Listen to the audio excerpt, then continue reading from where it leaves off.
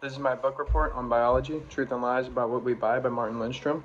In the years leading up to 2008, Martin Lindstrom wanted to create a new work that discusses the reality of consumerism and the deception that takes place in marketing.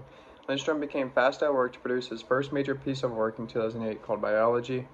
This book is a guide to understanding the psychology behind the choices we make when shopping. In Lindstrom's introduction, he argues that our current assumptions behind our spending behaviors are infallible and misguided. Lindstrom takes mainstream information regarding consumer behavior and tosses it out the window. Surveys and other tricks, such as what consumers say when you see an infomercial, are worthless. His argument is that we make most decisions without conscious awareness rather than making a conscious choice. The influences on the surface make a little to no impact, yet we focus so much on these variables.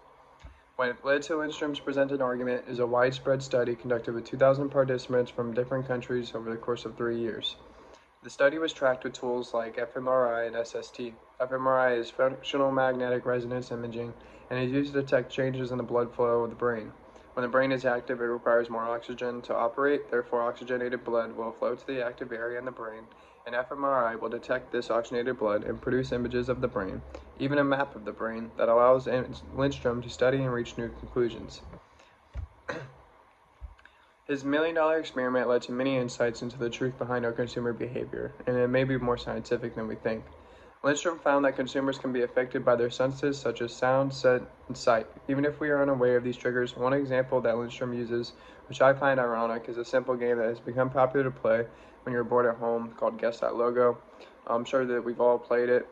He displayed an image of red and white with cowboy imagery, and immediately any smokers would identify the image with the Marlboro cigarette company.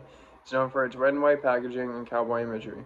It's been disallowed for many years, but smokers still can identify with it. Those that smoke not only recognize the image, but also recorded a physical craving when the image first appeared. And I believe this example was highly effective in proving how sensory cues embed into our subconsciousness, and furthermore, how they can dominate our decision making and even determine actions in the future. He argues that at least 75% of our consumer behavior is based in subconscious. Consumers rely heavily on emotional and autonomous responses when evaluating a brand, not only in senses but also individual personality. Examples like Chevy being durable, rugged, American, Harley-Davidson being freebirds, leather jackets, shoulder tattoos, displaying the American flag everywhere. It's all personality attacks. It's all targeted to these people.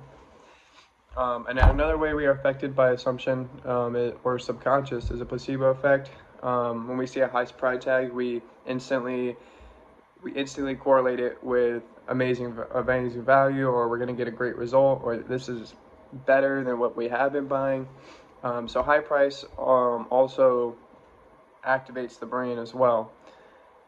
And it was confirmed through fMRI scans of 2008, and it showed perceived price activates pleasure centers in the brain.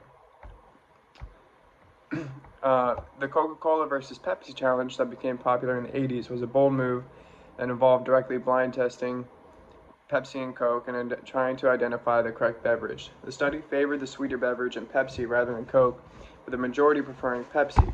However, the brain scans conducted alongside the study produced imaging and expresses brand cues activating the medial prefrontal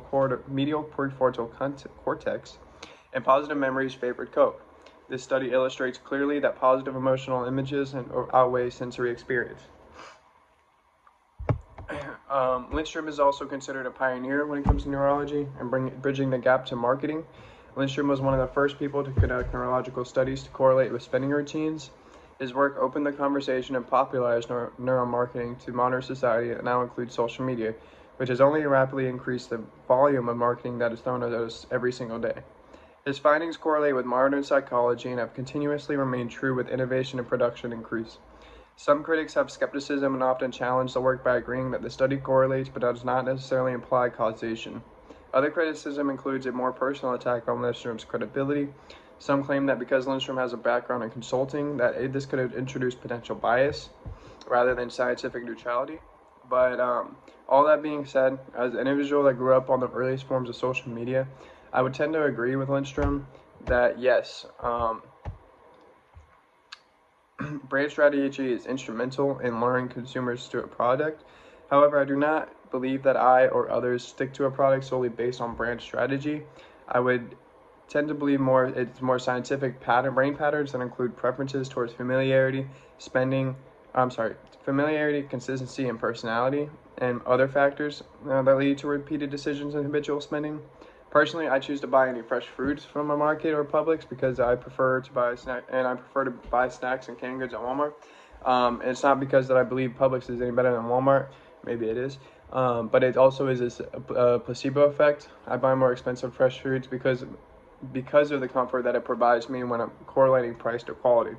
And Lernstrom is certainly a pioneer in neuromarketing, and his work has only become more concrete with the integration of social media.